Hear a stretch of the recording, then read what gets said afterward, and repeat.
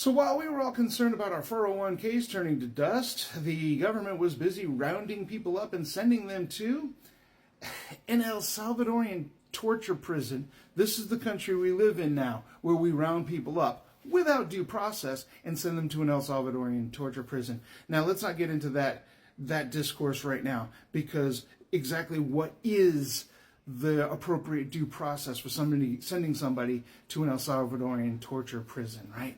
But we don't want to get into that right now. What we want to get into is the fact that, according to the best reporting that we have at this point, almost none of the people sent to that torture prison have any business being in any kind of a prison, let alone a torture prison. There is no documented evidence, no documented proof of almost any of these people doing anything wrong. And of the people that did, I think there's about 5 of them, the best we can tell.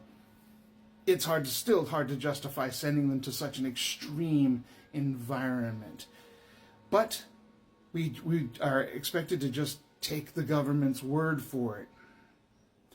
In a democracy, you don't take the government's word for anything. You only have to take the government's word for something when it's an authoritarian dictatorship. But that being said, even if we take the government's word for it, we do know that at least in one instance, the instance of Kilmar Garcia, they screwed up. They made a mistake. They've admitted they've made a mistake. And they've sent him to this prison. So it should be pretty easy to get him back, right? They're not going to get this gentleman back.